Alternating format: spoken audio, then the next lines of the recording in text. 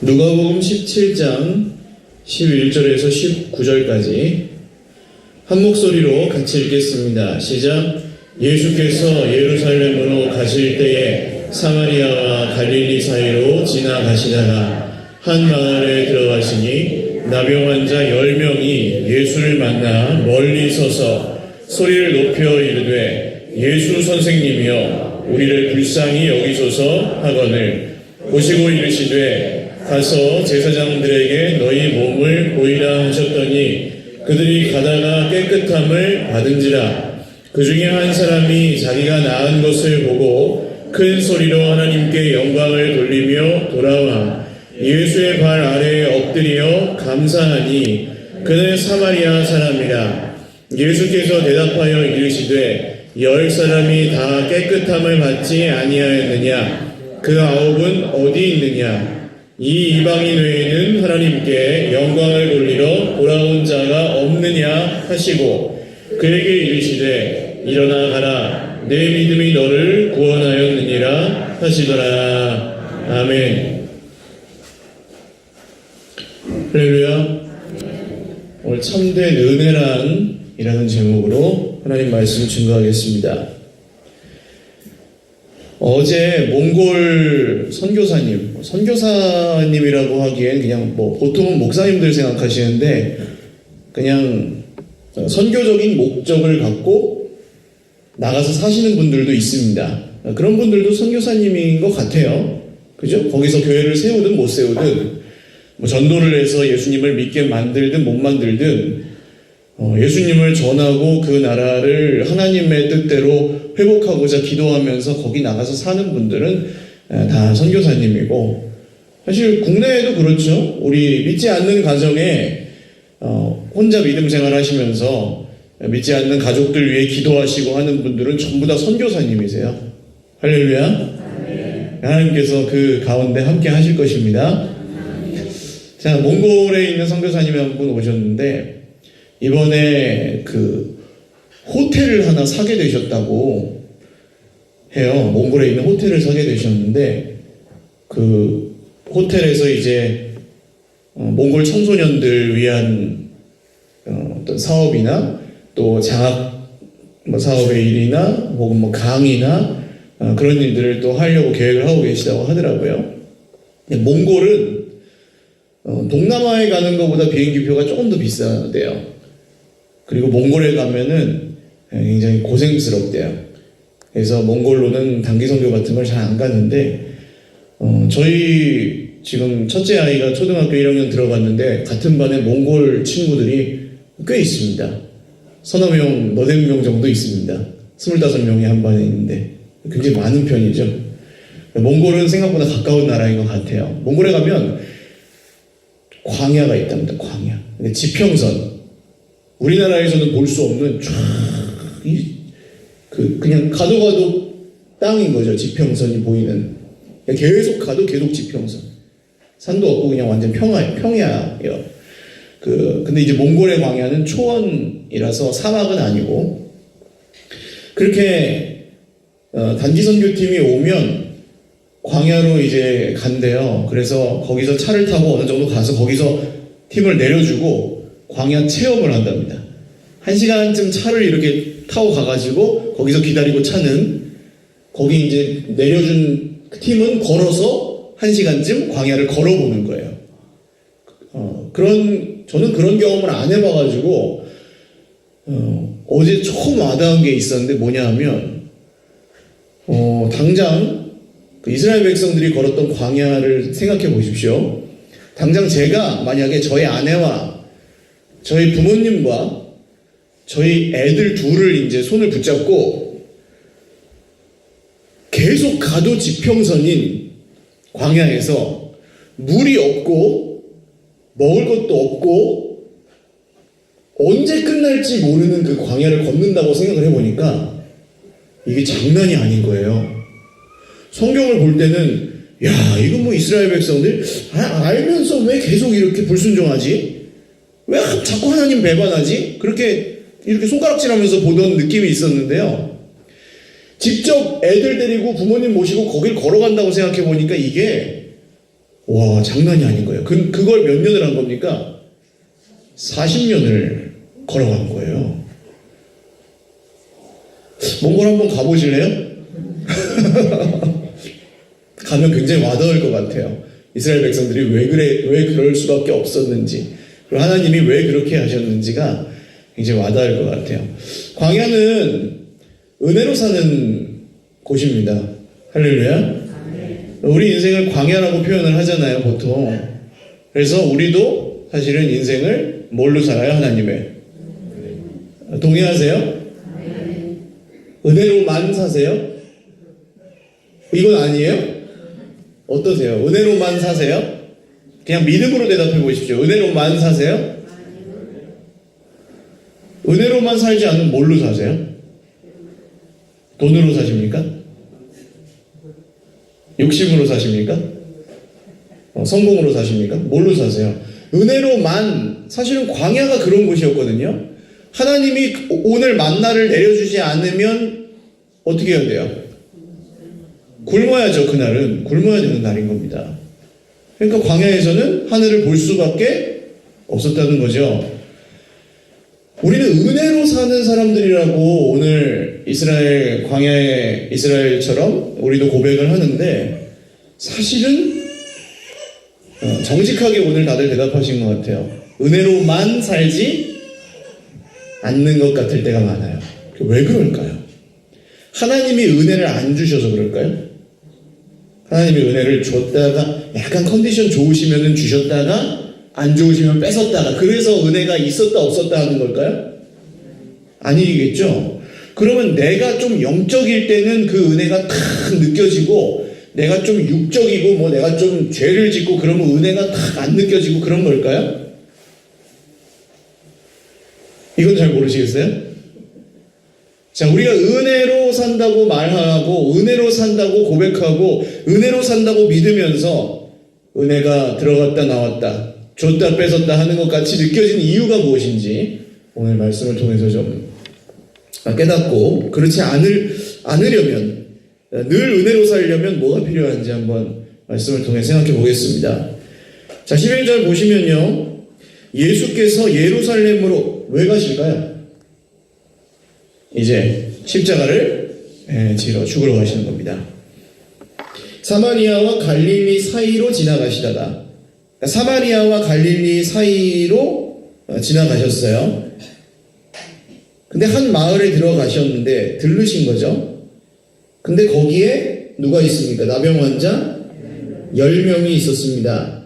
그 나병 환자는 그 악성 피부병이에요. 그 당시에 뭐 문둥병과 그 한센병과 100% 일치하는지는 모릅니다. 악성 피부병을 총칭하는 말이 이 나병이었어요. 어쨌든 이 나병 환자들은 율법에 따르면 부정한 사람들이었기 때문에 다른 사람하고 접촉을 하면 안 됩니다. 그래서 이 사람들이 어떻게 서 있어요? 멀리 서 있어요. 멀리. 내가 나병 환자면 저기서 사람이 오면 내가 나병 환자예요 라고 표시를 했어야 된다고 합니다. 왜냐하면 그 사람이 나랑 닿으면 안 되니까. 그러니까 뭐 우리나라도 마찬가지고 이 악성 피부병, 한센병은 천형이라고 불렀다 그러잖아요. 옛날에 하늘의 벌이라고, 하늘의 저주를 받았다고. 그리고 옮지 않기 위해서 이런 율법들이 또 정해져 있었던 것 같아요. 이 사람들이 멀리 예수님을 보고 아마 따라왔겠죠. 예수님이 누구신지 알고 불렀으니까 소리를 높여서 뭐라고 말합니까? 예수 선생님이여 우리를 불쌍히 여기소서. 얼마 전에 우리 함께 나눴던 말씀, 그 맹인들이 했던 기도와 그 예수님께 드렸던 말씀과 똑같죠? 우리를 불쌍히 여기소서라는 이야기를 합니다. 자, 예수님이 그 사람들을 보시고 말씀하세요. 이 사람들에게는 가서 이렇게 만지시지 않습니다. 이 10명에게 가서 제사장들에게 너희 몸을 보이라. 왜 제사장들에게 너희 몸을 보이라고 하셨을까요? 네, 이 율법에 따르면 그냥 병만 낫는다고 깨끗해지는 게 아니고 누구한테 검사를 맡아야 돼요? 제사장들에게 검사를 맡아야 됩니다. 율법에 따라서 드려야 될 예물을 드리고 제사장이 너 깨끗해 라고 인정을 해줘야 진짜 깨끗해지는 거예요. 그러니까 이 말씀은 여전히 문둥병자고 여전히 한센병 환자, 악성 피부병 환자들이지만 너희들이 이제 제사장에게 보이라는 건 뭐예요? 예수님이 낫게 해주실 거라는 얘기인 거죠. 근데 아직 안 나왔어요. 낫게 해주신다고 했는데 아직 안 나왔어요. 예수님은 아직 현실은 안 나왔지만 예수님은 뭘 보고 제사장이 가라고 하시는 거예요? 예, 그분들의 미래를 보고 가라고 한 거죠. 나을 거라고 하고 가라고 하신 거예요. 오늘 우리를 향한 주님의 말씀도 비슷합니다.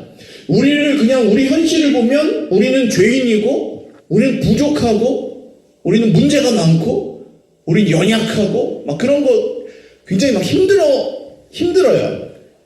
근데 주님은 우리를 보실 때 뭐라고 하십니까? 제사장에게 가라고 하시는 거예요. 너희 나을 거라고요. 너희는 구원을 받을 거라고요. 너희는 회복될 거라고요. 할렐루야. 그러니까 우리가 우리를 보는 눈이랑 주님이 우리를 보시는 눈이랑 달라요. 그래서 우리가 예수님을 계속해서 만나야 되는 겁니다. 할렐루야. 예수님을 계속해서 만나야 예수님이 우리를 어떻게 보시는지 그걸 믿고 살아야 광야에서 살아남을 수가 있어요. 안 그러면은 계속 뭐 은혜 말고 다른 것들을 구하며 어떻게든 나를 낫게 해줄 수 있다면 뭐든지 그냥 구하며 그렇게 살죠. 세상 사람들은 예수님이 없으니까. 자, 그래서 예수님이 이렇게 말씀을 하셨습니다. 이 10명이 전부 뭐 반드시 낫겠지, 예수님이 누구신지 딱 믿고 정말 반드시 낫겠지 하고 가지 않았을 수도 있어요. 근데 여기를 지금 이 사람들이 가면서 꼭 뭐 예수님의 말씀을 100% 다 믿고 간 건 아닐지라도 어쨌든 10사람이 다 어떻게 합니까? 갑니다. 가요. 근데 언제 깨끗함을 받았어요? 네, 가는 동안에 몸이 깨끗해졌어요. 자, 하나님의 은혜가 역사하는 거 언제입니까? 예수님의 말씀을 듣고 어떻게 할 때예요? 예, 그대로 할 때, 그대로 할 때. 어떤 사람이 그대로 해요? 예수님을 믿는 사람들이 말씀을 그대로 합니다. 그러니까 많은 분들이 순종에 대해서 오해하시는 게 있습니다. 예수님이 말씀을 하실 때에는 그 말씀을 그대로 하는 게 순종이에요. 이해가 가십니까? 그대로 하는 게 순종이에요. 그대로. 그거랑 비슷한데 조금 내 생각을 썩는 거. 이거 어떤 걸까요? 이건 아닌 거예요. 그냥. 이해가 가세요? 잘 못해도 그대로 하는 게 순종이고 거기다가 내가 좀 뭔가 더 양념을 쳐가지고 더 잘되게 만들기 위해서 뭔가 살짝 방향 수정을 하면은 그건 이제 아닌 게 되는 겁니다. 아니 목사님 그래도 노력했잖아요. 아니 노력을 하라는 얘기가 아니에요. 순종은 그냥 자 믿음은 뭐만 하면 된다 그랬어요? 크기가 세게 믿어야 됩니까? 아니 예수님은 겨자씨만한 믿음만 있으면 된다 그랬어요. 겨자씨만큼만 믿는데 어떻게 믿어요? 그대로 믿으면 되는 거예요. 할렐루야. 그게 믿음입니다. 이 사람들은 가서 나을 거라고 다 생각을 안 했을 수도 있어요. 근데 당장 뭐 다른 거 할 것도 없고 어차피 안 나왔으니까 예수님이 그렇게 하라니까 한번 가보자. 지푸라기라도 잡는 심정으로 갔을 수도 있어요. 겨자씨만 하죠. 근데 가라는 대로 가요. 그대로예요. 그대로. 거기다 뭘 썼고 아유 그래도 예수님이 형편은 내가 보기에는 주님이 나한테 와가지고 만져주고 토달지 않고 그냥 그대로 합니다. 예수님의 말씀을 듣고 그것을 그대로 내 삶에, 내 손과 발에, 내 마음에, 내 입술에 옮겨볼 때 하나님의 은혜가 그 순종을 통해서 역사하는 줄 믿으시기를 바랍니다. 순종하면 은혜가 역사해요.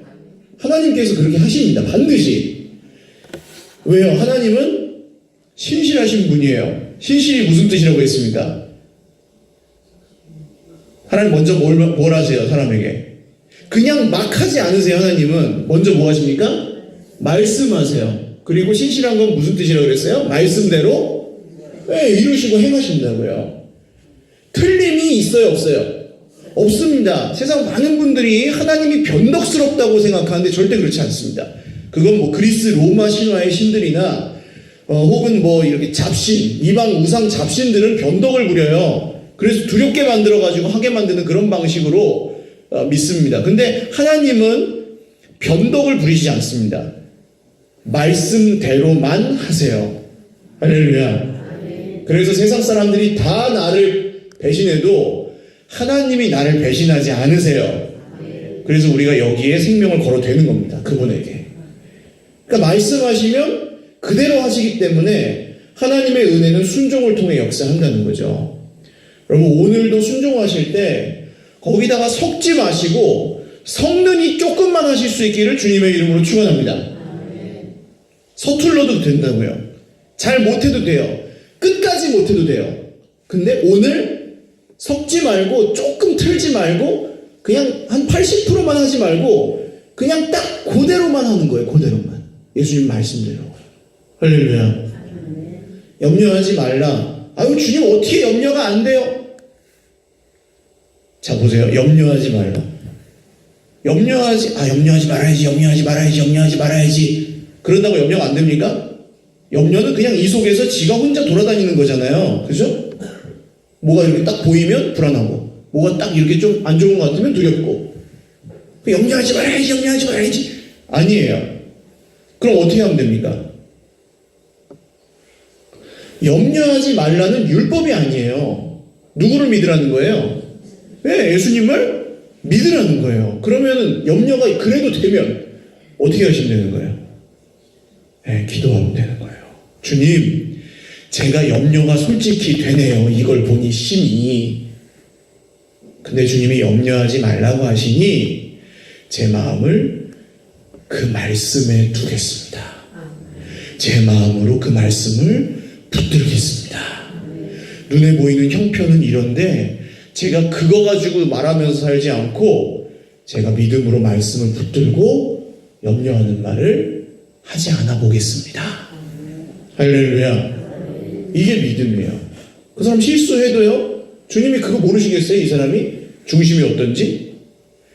방향을 지키시는 거지 세게 하는 게 아니라고요. 이해가시죠? 자, 가는 동안에, 순종하는 동안에 몸이 깨끗해졌습니다. 언젠지 모릅니다.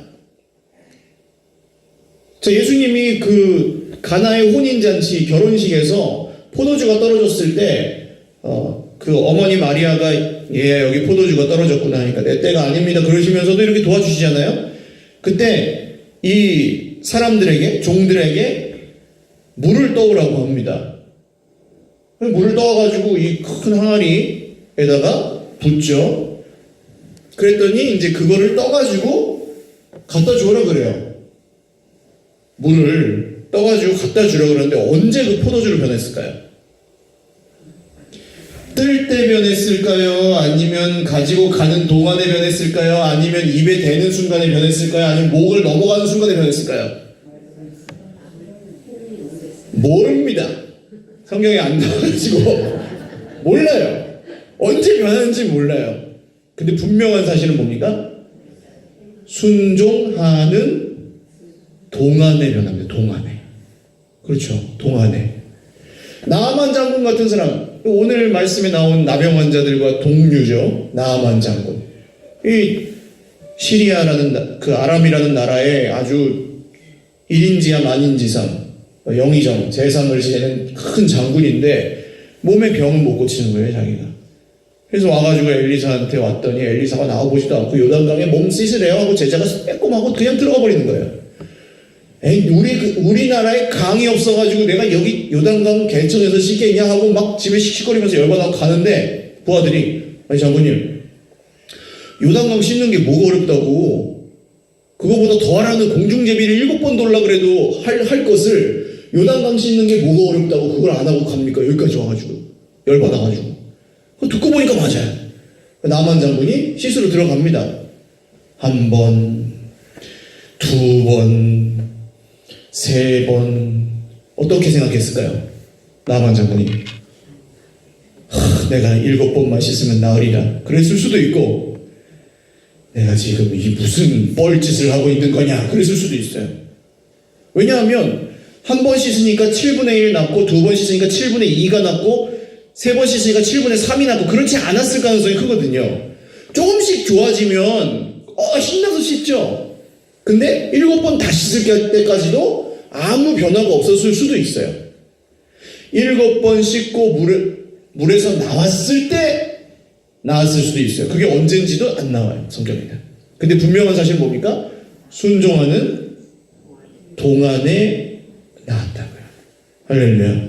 그러니까 순종은 한 번 그냥 1회 한 번 딱 하고 끝나는 게 아니라 시간 속에서, 할렐루야, 계속해서 매일매일 날마다 하는 것이 순종입니다. 할렐루야. 그런 순종 가운데 하나님께서 은혜로 역사하신다고요. 말씀대로. 자, 그런데 그 문제는, 중요한 말씀은 그 다음입니다. 15절 보세요. 가는 동안 깨끗해졌는데 9사람은 어디로 갔을까요? 자기 갈 길로 갔어요. 예수님이 제사장에게 가라 그랬으니까 아마 제사장에게 갔을 가능성이 크죠. 그럼 순종한 거예요, 안 한 거예요? 순종한 거죠. 잘못한 거 있어요, 없어요?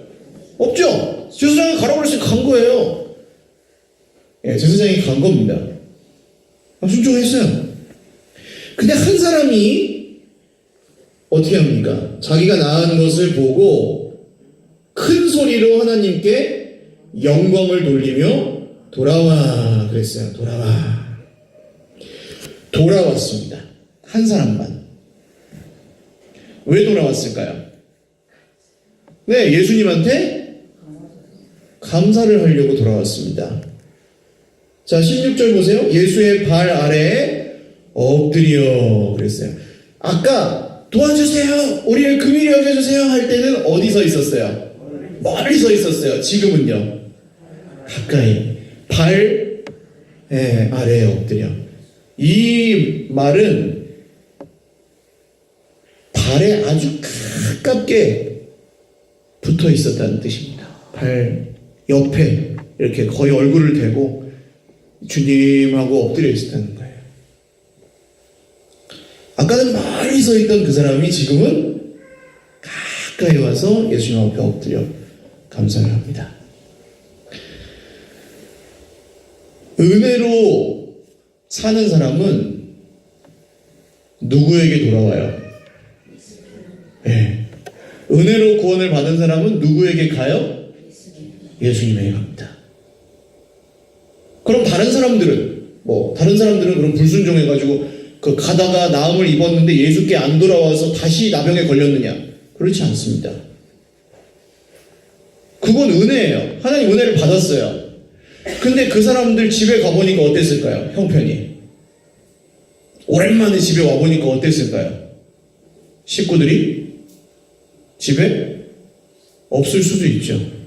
자기가 떠난 사이에 다 집이 망해가지고 집에 왔더니 근근히 그냥 살고 있는데 애들이 집을 나갔고 막 애들이 이성해져 있을 수도 있죠. 은혜로 나음을 입었지만 집에 가보면 여전히 숙제가 있고 문제가 있는 거예요. 인생이 그렇지 않아요? 낳기 전에는 낳는 것만도 감사합니다 했을 텐데 그냥 그 길로 자기 길로 가서 집에 가보면 어때요? 또 다른 은혜가 필요한 상황인 거예요. 눈을 뜬 사람들은 어땠을까요? 나면서부터 맹인이었다가 눈 뜬 사람은 눈 뜨기 전에는 눈만 뜨면 하나님은 할렐루야인데 막상 눈을 떠보면 어때요? 불편한 게 한두 가지가 아닌 거예요. 그러니까 은혜는 한 번만 필요해요? 계속 필요해요? 계속 필요한 겁니다. 그래서 순종을 계속해야 되는 거고요. 두 번째로 오늘 예수님께 돌아와서 발 아래 엎드린 게 뭡니까? 이게 예배입니다. 예배.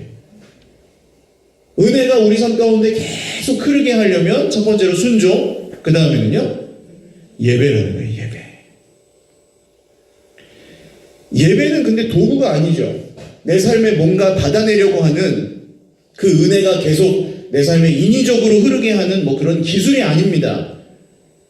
내가 그 은혜를 받고 보니 그냥 양심적으로 생각해서도 예수님께 그 은혜를 받고 보니까 고마워요, 안 고마워요?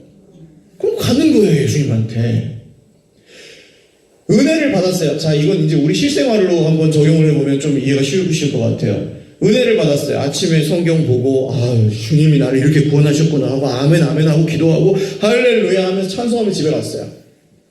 그래서 이제 회사에 출근을 했는데 회사에 나를 힘들게 하는 사람이 딱 있네요. 어떻게 할까요, 그때? 그 사람에 대해서 어떻게 말하고 싶을까요, 그 순간에? 어떠세요? 그냥 실생활에서 이런 일이 있을 때 은혜로 하나님 앞에 시작했어요. 새벽기도 하고 막 할렐루야 하면서 기도 한 2시간 하고 시작했어요. 근데 왼수 같은 친구를 딱 만났어요, 아침에. 그때 어떻게 되십니까? 은혜가 도망가나요? 그때 어떻게 해야 될까요, 우리는? 참아야 될까요? 참으면 또 화병 나잖아요. 우리 스트레스 받고. 무조건 참으면 힘들잖아요. 어떻게 하셔야 되겠습니까, 그때? 자, 그 순간에 내가 나를 괴롭게 하는 그 사람이 어떻게 해요? 내 마음에 꽉 차요. 보통 그냥 가만히 있으면 하는 짓마다 마음에 들어요, 안 들어요? 하는 말마다 마음에 들어요, 안 들어요? 그러면은 그 순간에 내 마음에 그 사람이 꽉 차요. 그럼 내가 누구를 예배하고 있는 겁니까, 그때? 어떠세요? 이해가 가세요? 그 사람을 예배하고 있는 거예요, 그게. 나를 힘들게 하는 사람인데, 원수 같은 사람인데, 원수를 예배해요. 그럼 그 순간에 그 사람을 예배하기를 거절하고 어떻게 하셔야 돼요? 예, 하나님을 예배하셔야 돼요. 그게 예수님께 돌아가는 겁니다. 목사님, 그거 너무 어려운 거 아니에요? 자, 그 사람이 바로 옆에서 힘들게 하는데 계속 거기 붙어있지 말고 잠깐 도망갈 수 있어요, 없어요? 내가 못 버틸 것 같으면. 내가 그냥 미워가지고 견딜 수가 없고 그러면 잠깐이라도 도망갈 수 있나요, 없나요? 예, 화장실 가든 옥상을 가든. 그리고 거기서 뭐 하는 거예요? 예, 거기서 주님. 내용은 상관없어요, 그때. 잠깐 도망가서 그 사람 예배하지 않고 하나님을 예배하는 거예요, 그때. 할렐루야. 그러니까 아침에 예배를 하셨다고 끝나지 않아요, 우리의 전쟁은. 우리의 광야는. 아침에 은혜를 받으신 거 가지고 하루 종일 가면 좋은데 중간에 우리를 넘어뜨리려고 하는 수많은 유혹들도 있고요, 시험들도 있어요. 그때 어떻게 하셔야 돼요? 예수께 돌아가셔야 되는 겁니다. 할렐루야. 날마다 숨쉬는 순간마다 내 앞에 어려운 일 보내. 하루에 10번씩 그런 순간들이 옵니다. 고비들이. 그때에 예수님께 돌아가셔서 예수님 발 앞에 예배하는 은혜가 저와 여러분에게 계속 되시기를 주님의 이름으로 축원합니다. 자, 이 사람은 사마리아 사람이었어요. 16절. 사마리아 사람. 유대인도 아니에요, 유대인도. 예수님 뭐라고 하십니까? 10사람이 다 깨끗함을 받지 아니하였느냐? 그 9은 어디 있느냐? 이 이방인 외에는 하나님께 영광을 돌려 돌아온 자가 없느냐? 자, 우리는 모두 죄인이라는 것을 인정하고 모두 인생에 광야가 있고 모두 형편 괜찮은 사람이 별로 없고 날마다 힘든 것들이 있습니다. 그러니까 우린 연약해요. 부족해요. 넘어지고 문제가 많아요. 그래서 은혜로 살고 싶은데 은혜로 잘 안 사라지는 거예요.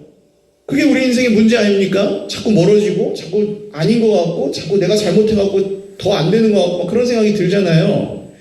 그때 오늘 예수님이 뭐라고 하시냐면 열 사람이 다 깨끗함을 받지 아니하였냐? 그 아홉은 어디 있느냐? 이게 무슨 어떤 느낌으로 말씀하셨을까요? 야, 너밖에 없어? 아홉 명 더 어디 갔어? 다 고쳐줬는데. 이러셨을까요? 나음을 입었어도, 구원을 받았어도, 생명을 얻었어도 또다시 누구에게 와야 되는 거예요? 예수님에게 와야 되는 거예요. 근데 어제 은혜 받았다고 오늘 안 와요. 안 오려고 그래요. 어제 받은 은혜로 오늘 살려고 그래요. 자, 광야에서 만나를 딱 오늘 딱 모았어요. 내일 나오기 귀찮아가지고 이틀치 모았어요. 내일 되면 어떻게 된다고요? 썩어요. 은혜는 광야에서 만나는 유통기한이 하루였어요. 하루. 돌아와야 되는 거예요. 예수님에게.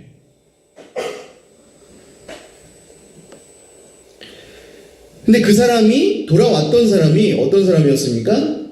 사마리아 사람이었어요. 유대인들에게 멸시당하고 자격이 있어요, 없어요? 은혜를 받을 자격이 있어요, 없어요? 구원을 받을 자격이 있어요, 없어요? 네, 우리처럼 오늘 우리가 인정하듯 구원을 받을 자격이 없는 사람이었어요. 그러나 예수님께 돌아왔을 때 주님이 뭐라고 하십니까?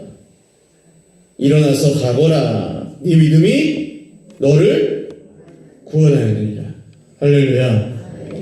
여러분, 이 말씀을 믿으시기를 주님의 이름으로 축원합니다. 예수님께 돌아오는 사람, 그리고 그 문제를 예배하지 않고 그 사람을 예배하지 않고 주님을 예배하는 사람은 하나님께서 그 은혜가 멈추지 않게 하실 줄 믿으시기를 바랍니다. 근데 우리가 이렇게 하지 않고 아침에 은혜를 받아서 은혜로 사는 사람이 중간에 뭔가 기분 나쁜 게 있어가지고 컨디션이 안 좋아져서 쏟아내기 시작하는 게 있습니다. 그게 뭘까요? 광야에서 먹을 것이 없을 때 이스라엘 백성들이 뭘 했죠? 원망. 누구를요? 하나님 원망하고 모세를 원망했어요. 불평을 하고 원망을 하기 시작합니다. 탓을 하는 거야. 탓. 너 때문이야. 하나님 때문이야. 그 사람 때문이야. 그 문제 때문이야. 그러니까 컨디션 좋을 때는 하나님 은혜로 삽니다 하고 막 분위기 좋을 때, 컨디션 좋을 때, 눈에 보이는 어떤 증거가 있을 때, 자기한테 유리할 때는 은혜로 삽니다 막 하다가 뭐 어느 순간 이제 좀 뭔가 분위기 안 좋고 뭐가 마음에 안 들고 하면은 이제 막 원망과 불평을 쏟아내는 경우. 내가 그러고 있을 때도 있어요. 근데 그때 내가 알아요, 몰라요? 그러고 있다는 걸. 몰라서 그래요, 몰라서. 그때 내 입술에서 말이 나오는 것이 마치 딴 사람 같이 나옵니다. 그때 어떻게 하셔야 될까요? 이게 마지막입니다. 기도요? 모르는데 어떻게 기도해요? 내가 지금 잘못 말하고 있구나라는 거 몰라요. 아담아 네가 왜 먹었니? 그랬을 때 그냥 정상적인 상식적으로는 뭐라고 대답해야 돼요? 말했는데 무시하고 먹었잖아요. 그럼 뭐라고 하면 돼요? 하나님 먹어서 죄송합니다 그러면 돼요. 그쵸? 그게 상식적인 반응이에요. 먹지 말라 다 좋은 거 다 냅두고 먹지 말라는 거 그거 하나 먹었으니까 죄송합니다 그러면 돼요. 근데 아담이 뭐라고 합니까? 하나님이 내게 주셔서 나와 함께 있게 하신 여자 그가 나를 꾀물어 내가 먹었나이다 그래요. 잘못한 게 그러므로 나는 없다는 얘기잖아요. 그러니까 전혀 말도 안 되는 반응을 해요. 탓을 원망 불평. 이게 정상이 아니죠. 누가 봐도 정상이 아니에요. 근데 우리가 그렇게 한다니까요. 좀 불리해졌을 때 그 선악과를 우리도 먹는 거예요. 그런 순간에는. 그리고 거기서 탓을 합니다. 그때 그 원망과 불평을 끊을 수 있는 게 있습니다. 그게 뭐냐? 그게 감사입니다. 감사. 감사해야 된다는 걸 모르시는 분 혹시? 하나님께 감사해야 된다는 걸 모르시는 분? 감사하기 싫으신 분? 없으시죠? 그러면은 감사할 게 없을 때 어떻게 감사를 해야 될까요? 감사할 게 없을 때, 원망하고 불평할 것밖에 없을 때는 어떻게 감사를 하셔야 될까요? 하나님 아무리 찾아봐도 내 인생에 지금 감사한 게 없습니다. 원망하고 불평할 것밖에 없습니다. 어떻게 해야 될까요? 이게 이제 진짜 마지막입니다. 결론. 기도를 해야 하셔야 돼요? 찾아보셔야 돼요? 감사할 것을? 어떻게 하셔야 될까요?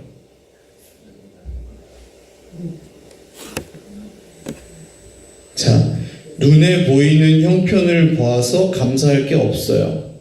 그래서 나오는 거죠, 원망과 불평은. 보통 원망과 불평은 보이지 않는 것들을 향해서 하지 않고, 광야에서 뭐 때문에 불평했어요? 뭐가 없어서요? 물이 없어서. 그리고요, 먹을 게 없어서요. 그리고 길이 험해서요. 힘들어서. 전부 뭐예요? 눈에 보이는 것들이죠. 원망과 불평의 이유는 대부분 눈에 보이는 것들입니다. 그러니까 감사를 눈에 보이는 것만 갖고 하면은 계속하기가 쉬워요, 어려워요? 어려워요. 그때 감사는 어떻게 하셔야 되냐면 믿음으로 감사를 하셔야 돼요. 할렐루야. 누구를 믿음으로요? 네, 우리를 모든 죄에서 구원하신 주 예수님을 믿음으로 감사하셔야 돼요. 그러려면 누구의 말씀을 봐야 돼요? 네, 예수님의 말씀을 봐야 돼요. 감사할 것을 말씀에서 찾으시면 돼요. 할렐루야. 보이지 않는 것에도 감사가 있어요. 그러면 보이지 않던 감사가 보이기 시작해요. 말씀을 들어보면. 왜요? 나는 나를 문제라고 생각하고 나는 나를 포기하고 싶고 나는 내가 얼마나 힘든지 막 그것만 보고 있었는데 하나님은 어떠시다는 거예요? 얘야, 너는 네가 눈에 보기에는 그렇지만 내가 너를 보기에는 그렇지가 않아. 하나님 내 인생 이렇게 힘든데요? 하나님이 우리를 그렇게 보지 않으신다는 증거가 뭡니까? 아들의 생명을 아무한테나 줘요? 아니에요. 우리를 문제로 여기셨으면 벌써 쓸어버리셨습니다. 하나님은 심판하고 그냥 아예 그냥 우주의 먼지로 만들어 버리셨을걸요? 근데 하나님은 아들의 생명을 주셔서 구원하셨어요. 할렐루야. 그게 어디를 보면 나와요? 성경을 보면 나오잖아요. 할렐루야. 성경 처음부터 끝까지 그 얘기만 나오잖아요. 아들의 생명을 주셔서 구원하셨다. 그만큼 사랑한다고. 할렐루야. 눈에 보이는 형편을 보고 하나님 날 싫어해 라고 불평하시기 전에 아들의 생명을 주신 하나님 앞에 감사하실 수 있기를 주님의 이름으로 축원합니다. 자, 그 감사를 가지고 살아갈 때 내 옆에 있는 인간이, 형제가 같이 예수 믿어요. 근데 저 사람이 진짜 형편이 없어요. 너무 싫어요. 그 눈에 보이는 것만 딱 보면 어떨까요? 저 예수 믿는 게 왜 저래? 그죠? 감사의 눈으로 보면 어떻게 보일까요? 믿음으로 감사하는 눈으로 보면 어떻게 보일까요? 좋게 보일까요? 아니요. 그냥 똑같아요. 그 사람은. 그럴 수 있다. 그럴 수도 있다. 그럴까요? 자, 보세요. 저런 사람이 예수라도 믿어서 다행이다. 그렇게 볼 수 있어요? 없어요? 밖에 나가가지고 그냥 예수도 안 믿고 자기 혼자 막 사고치고 다녔으면 이 세상이 얼마나 더 불행해졌을 텐데. 근데 저분이 여기에 있어서 하나님, 자, 이 대답을 하셔야 설교가 끝납니다. 저분이 여기에 그래도 있어서 하나님 감사한 일이군요. 맞아요? 똑같은 분을 봐도 그렇게 볼 수 있습니까? 없습니까? 볼 수 있습니다. 여러분, 이 감사를 잃어버리지 마십시오. 나를 향한 주님의 은혜를 향한 감사가 있고요, 내 옆에 있는 형제를 향한 주님의 은혜를 감사하는 거예요. 뭘로요? 믿음으로. 순종과 예배와 감사는 우리 인생의 은혜가 멈추지 않고 흐르는, 정말 생명 강수처럼 흐르는 축복의 마중물이 될 것입니다. 찬양하고 기도하겠습니다. 하나님의 은혜를 고달픈 게 많은데 고달픈 거 생각하지 마시고 하나님의 은혜를 생각하며 우리 좀 오늘 찬양하고 기도했으면 좋겠어요. 나를 지으시니가 하나님. 이거 D로 해주십시오. F 아니에요. F는 좀 너무 높아요. D로 쳐주세요.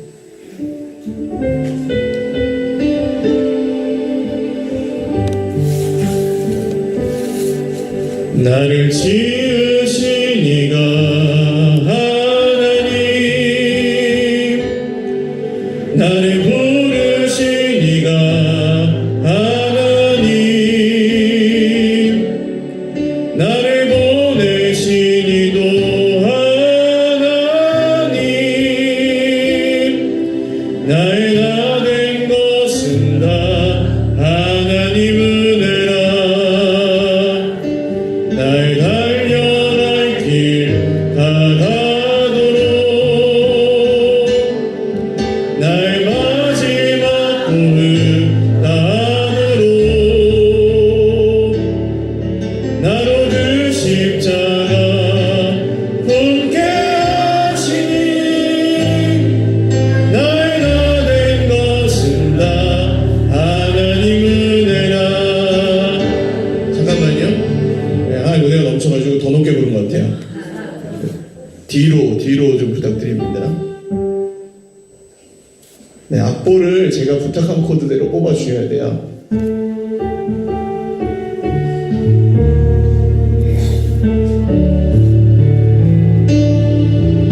나를 지으신 이가 하나님, 나를 부르신 이가 하나님, 나를 보내신 이도 하나님, 나의 나 된 것은 다 하나님 은혜라. 날 달려갈 길 다가도록 나의 마지막 호흡 다하도록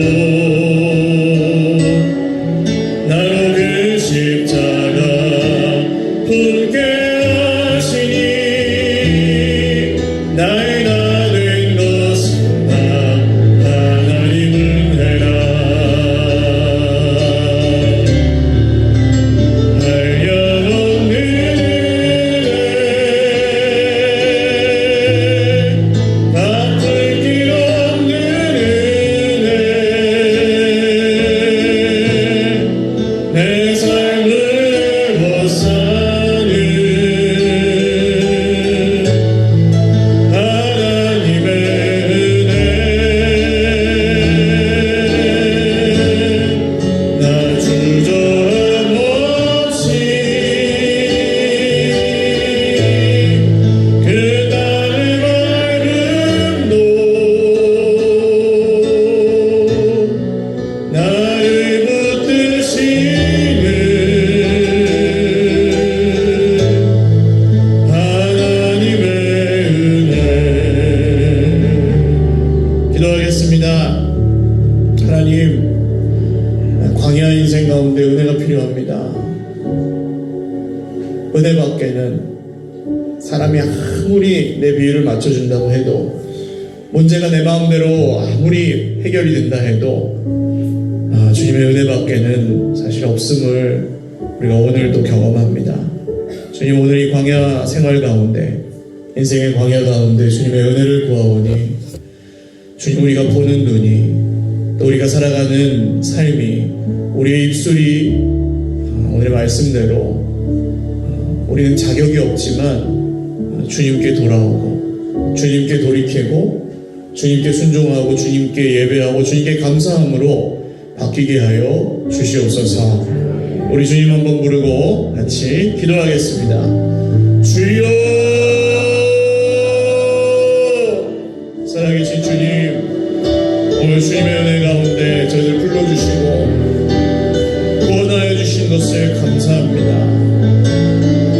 하나님, 여러 가지 어려움들이 있습니다. 참으로 많은 걸림돌들이 있고 장애물들이 있고 방해가 있습니다.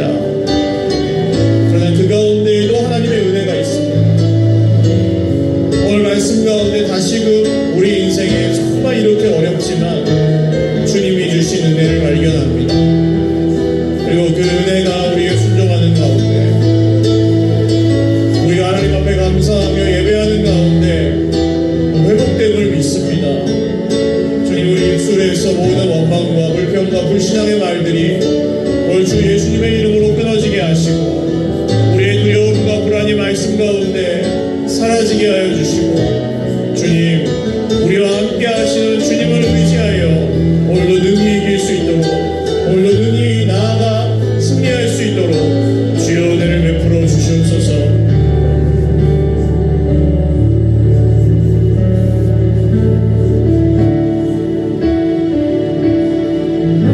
고달픈 삶의 은혜도 무뎌지고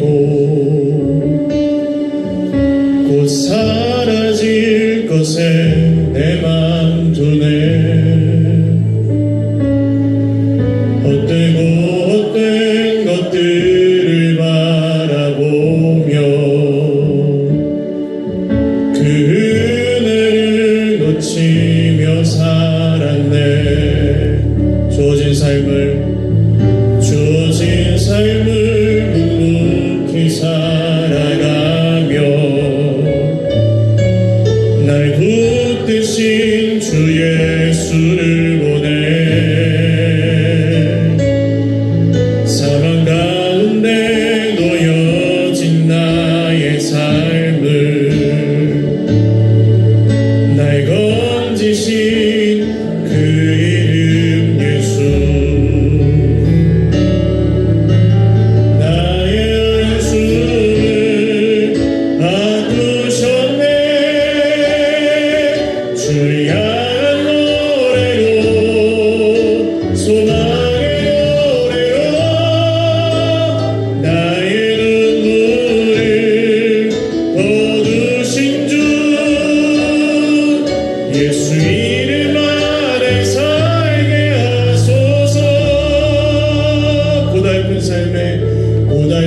삶의 은혜도 무뎌지고 곧 사라질 것에 내 맘 두네. 헛되고 헛된 것들을 바라보며 그 은혜를 놓치며 살았네. 주어진 삶을 묵묵히 살아가며 날 붙드신 주 예수를 보내. 사망 가운데 놓여진 나의 삶을 날 건지신 그 이름 예수. 나의 한숨을 바꾸셨네. 주를 향한 노래로, 소망의 노래로 나의 눈물을 거두신 주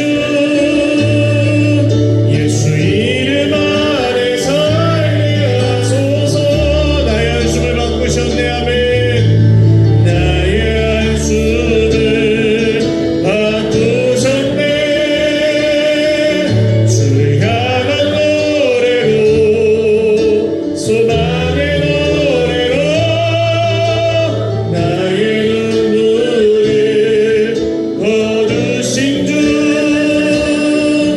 예수 이름 안에 살게 하소서. 기도하겠습니다. 하나님, 오늘 원망과 불평을 멈추고 순종하며 기도하겠습니다. 예배하며 기도하겠습니다. 감사하며 기도하겠습니다. 우리 5분 정도 주님 앞에 우리의 개인적인 상황들과 우리의 마음들, 오늘 특별히 집회 마지막 날입니다. 주님, 오늘 정말 주님 앞에 내어 맡기고 믿기를 원하오니 주여 은혜로 살게 하여 주옵소서. 주여 은혜로 살아나게 하여 주옵소서. 은혜로만 계속해서 살게 하여 주시옵소서. 주님 잡고 기도하겠습니다. 주여, 주여.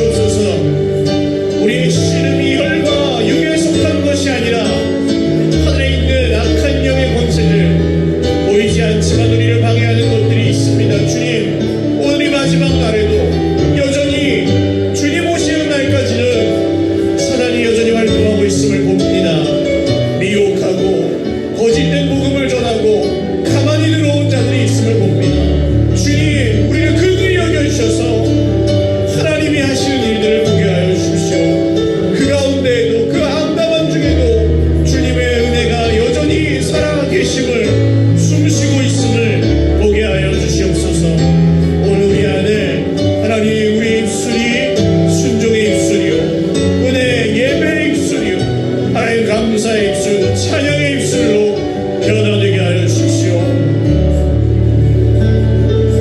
주님 내가 여기 있사오니 나를 보내소서. 나의 맘 나의 몸 주께 드리오니 주 받으옵소서.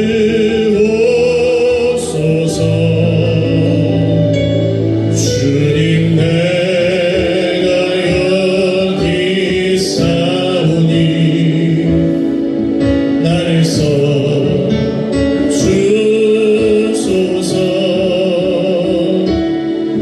가진 것 모두 다 주께 드리오니 주 받으옵소서.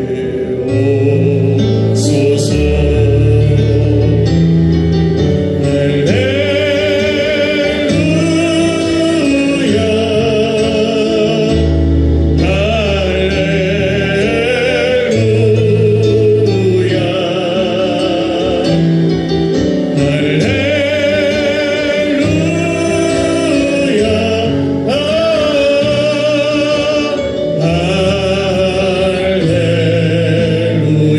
주님 내가 여기 있사오니 주님 내가 여기 있사오니 나를 보내소서. 나의 맘 나의 몸 주께 드리오니 주 받으옵소서.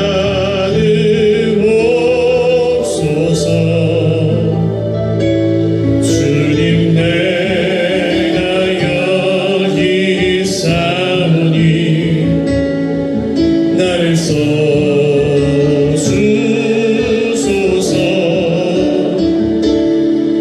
가진 것 모두 다 주께 드리오니 주 받으옵소서.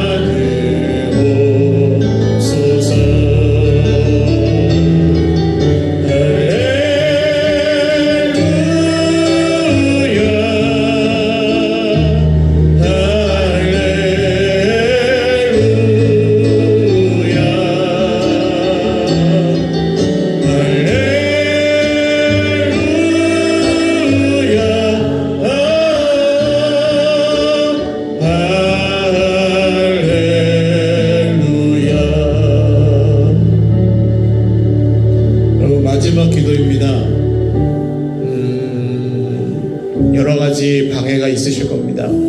여러 가지 고난도 있으시고 빨리 그냥 기도 마치고 집에 갔으면 좋겠다는 마음이 없으시면 좋겠는데 드실 수도 있어요.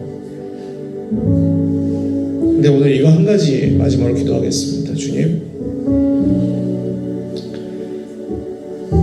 내가 믿는 분이 누구신지 분명히 되기를 원합니다. 오늘 이 밤에 내가 믿는 분이 누구신지가 분명해지기를 원합니다.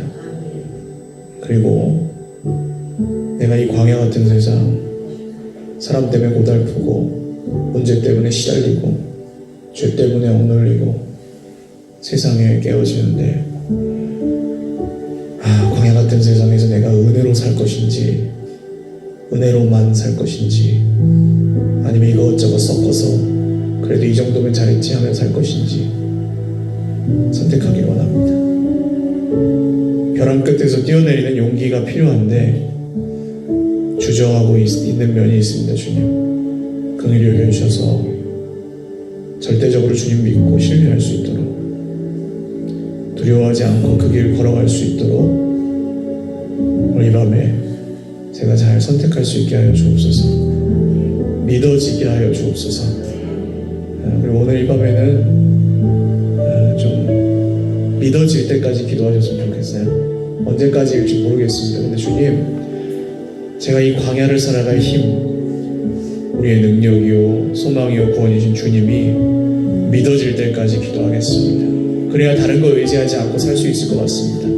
주님, 오늘 주님을 믿고 주님을 의지하게 하여 주옵소서. 우리 주님 찾고 마지막으로 기도하겠습니다. 주여, 주여, 주여. 살아계신 주님,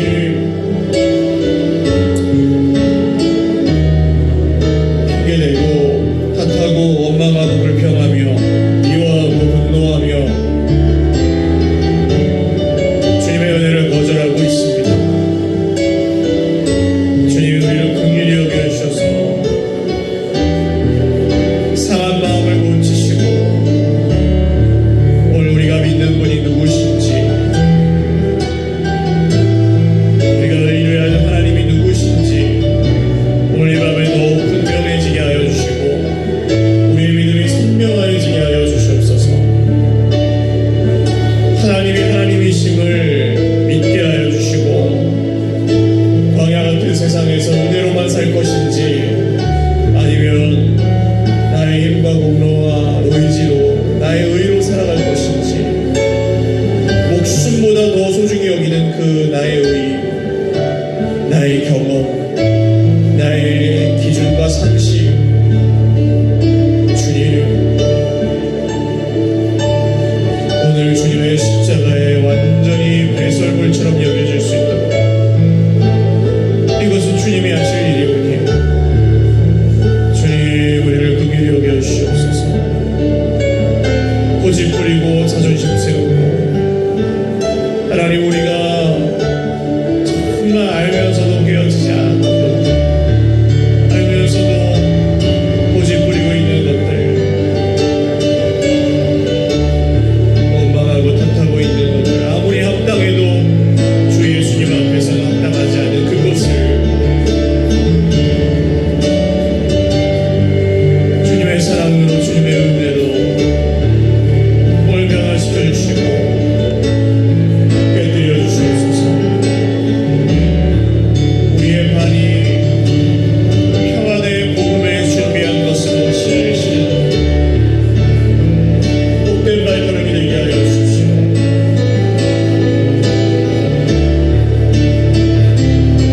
오늘 도구를 쓰게 하여 주십시오. 너의 용기를 바치게 하여 주십시오. 믿음의 방패를 들게 하여 주십시오.